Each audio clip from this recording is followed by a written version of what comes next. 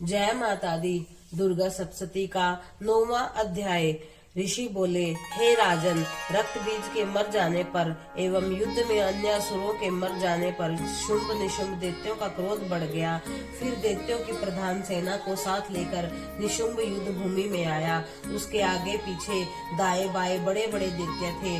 वे क्रोध के मारे होठ काट रहे थे।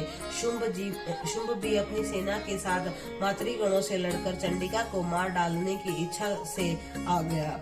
दोनों दैत्य बादलों की तरह बाणों की वर्षा करने लगे। अपने बाणों के समूहों से चंडिका ने अपने अनेक बाण काट दिए। फिर शस्त्र समूहों से उन दैत्यों के अंगों का प्रहार किया। निशुंभ से तीखी तलवार और चमचमाती ढाल उठा ली। देवी जी के पराक्रमी वाहन सिंह के सिर पर प्रहार किया। अपने वाहन पर इस प्रकार प्रहार होते देखकर देवी ने शूलनाग बाण द्वारा निशुंभ को बड़ी तलवार एवं 8 चंद्रों वाली ढाल काट दी। तलवार और ढाल के कट जाने पर दैत्य ने शक्ति चलाई। उसे सामने आता देखकर चक्र द्वारा उसने 2 टुकड़े कर डाले। तब तो अत्यंत कुपित होकर निशुंभ दानव ने शूल उठा लिया और उसे फेंक दिया। देवी जी ने मुक्के के प्रहार से उसे चूर चूर कर दिया। गदा उठाकर फिर चंडिका की ओर फेंका। देवी ने उसको भी त्रिशूल द्वारा काट दिया और वह भस्म हो गई। उसके अनंतर दैत्यराज को फसका उठाए तो आता देखकर देवी ने बाण समूहों द्वारा प्रहार कर उसे पृथ्वी पर गिरा दिया। उस भयानक पराक्रमी भाई निशुंभ ने इस प्रकार धाराशाही होकर पर शुंभ गुस्से में भर गया और अंबिका को मारने के लिए सामने आया। वह रथ पर बैठा हुआ था। उसकी बड़ी बड़ी अनुपम 8 भुजाएं थी। उसने भयंकर शस्त्र शोभायान किए हुए थे।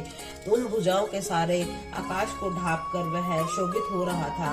उसे इस प्रकार आता हुआ देखकर देवी ने शंख बजाया और धनुष से अत्यंत दुख सा टंकार की। समस्त दैत्यों के तेज वध करने वाले अपने घंटे का शब्द उससे दिशाओं को भर दिया।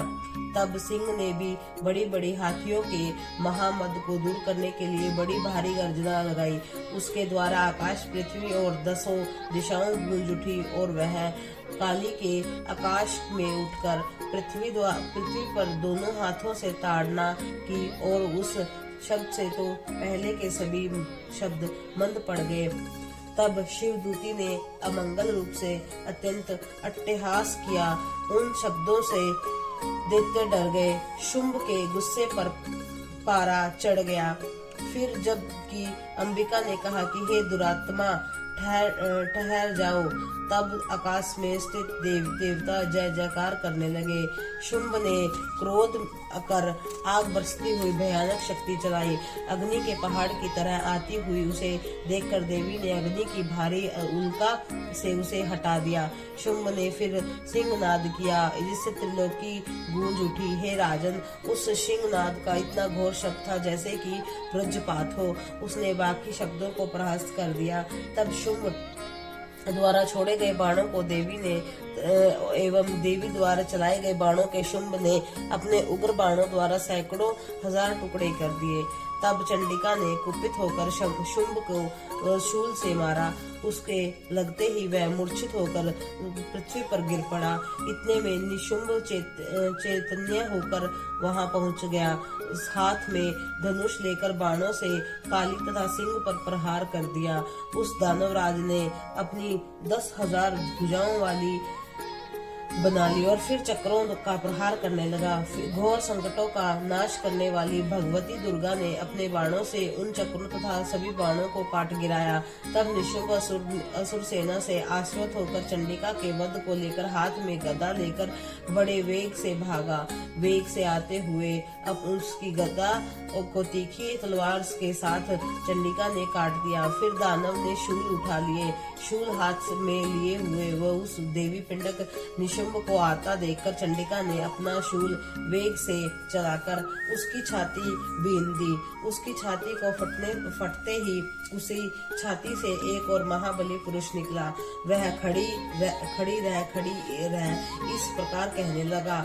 उस निकलते हुए पुरुष की बातें सुनते ही देवीराज आवाज करके हंसी और तलवार से उसका सिर काट दिया। वह पृथ्वी पर गिर पड़ा। तब भयानक दहाड़ों द्वारा सिंहों दहाड़ों से असुरों के सिर खींच कर खाने लगा।